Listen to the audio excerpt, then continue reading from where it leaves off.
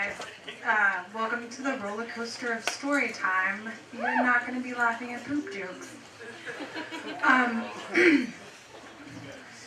Is it wrong to be ambivalent towards one's own sexual assault? Is it bad? Is it untrue? These are questions I have dealt with over the years. Not very often, mind you, just now and again. I dealt with the questions only in my head. I told no one for 15 years. I think now, when I do tell people what happened to me and then about my subsequent emotional response, they feel as though I am, at best, burying my feelings, at worst, outright lying. Emotions are tricky things, I suppose. But I am usually pretty free in dealing with them or letting them deal with me. There's a part of me that tells me I should feel something more than I do. I guess I could manufacture some emotional response, but I would be doing that for the benefit of others.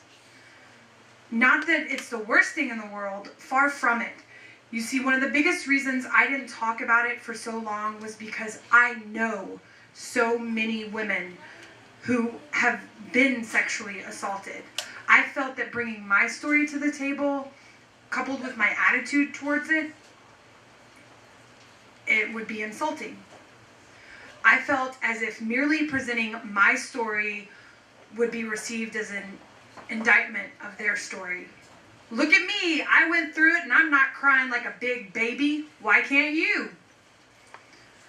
I never wanted to do that. I respect whatever emotional reaction a person has to terrible circumstances.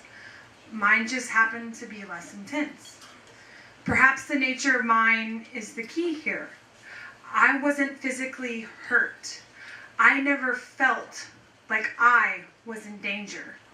The man was someone I probably would have called a friend, although I didn't really know him very well. We were going to the same school, some other friends of mine, and I decided to form a band.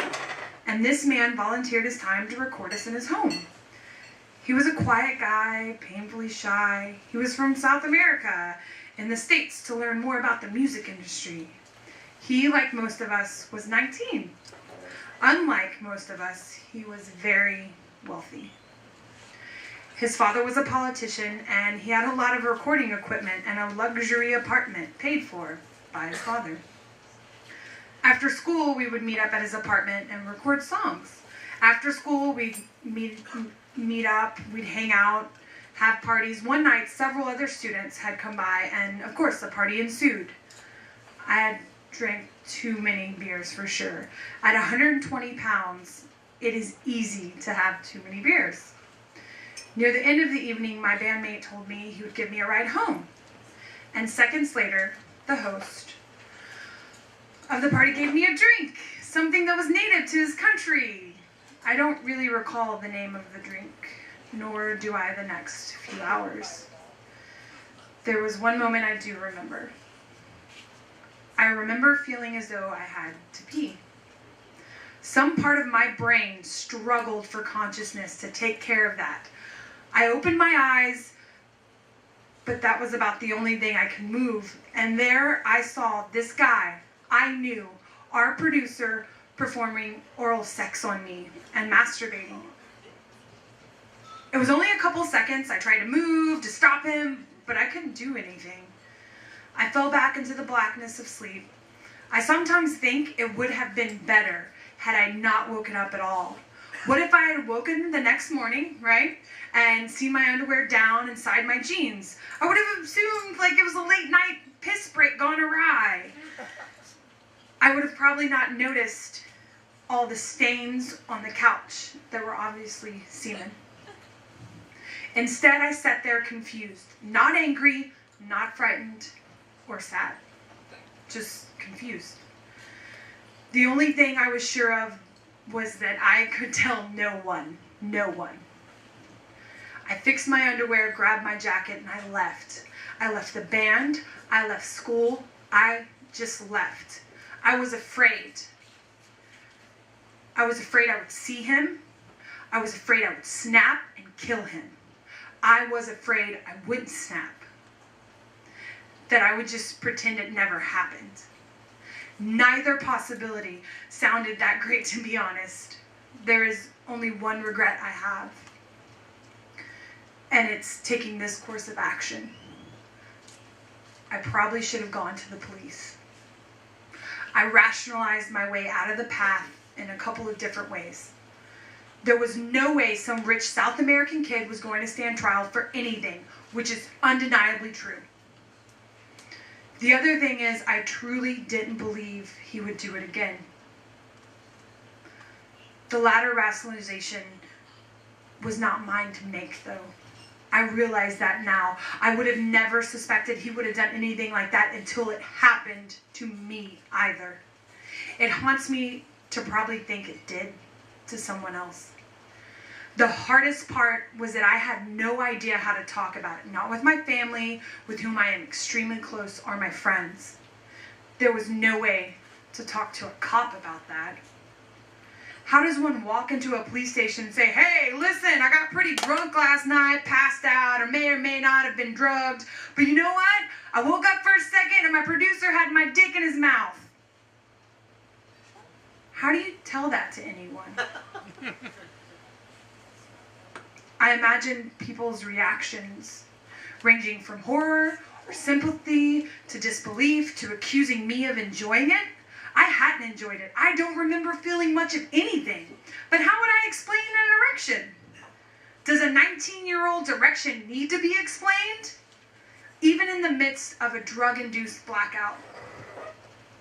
I didn't want to try to explain anything. I didn't want anyone's sympathy. I just wanted to forget the whole thing fucking happened. I did forget pretty quickly. The memory would pop up from time to time when the conversation turned to dark matters. Even then it seemed to appear in a, oh, your dad says dumb things at church, me too, sort of way. When I finally did talk about what happened, it wasn't under ideal circumstances. I was alone with a girl I'd been dating. She was talking about her own assault. It was similar to mine, but she had been penetrated and hurt. At some point, she said that I couldn't understand because that sort of thing wouldn't happen to me. It wasn't an accusation. I hadn't been downplaying or being insensitive. It was just said matter-of-factly. Well, it did happen to me. I said it without thinking, really, and I immediately wanted to take it back. Because I didn't say it in the spirit of empathy. It was said in a, don't fucking assume I don't understand something because your limited knowledge of me, asshole. That way that usually doesn't help a conversation. She eventually got the whole story out of me. She didn't condemn me or my attitude towards what had happened. She asked me if I was okay just once. And I said I was.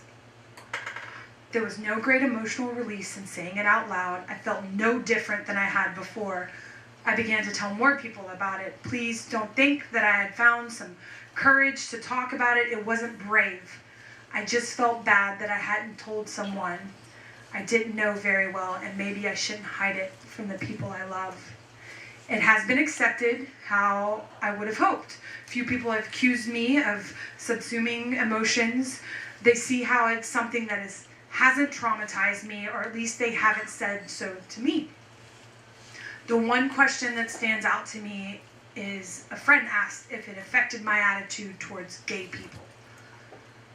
It's an aspect I never really thought of. I didn't think about what had happened as a gay thing. At the time, I didn't worry that people somehow would think I was gay, but that was the thought of an idiot 19-year-old. The truth is, what he did wasn't a gay thing. It was a terrible person thing. And I'm not the sort to conflate the two.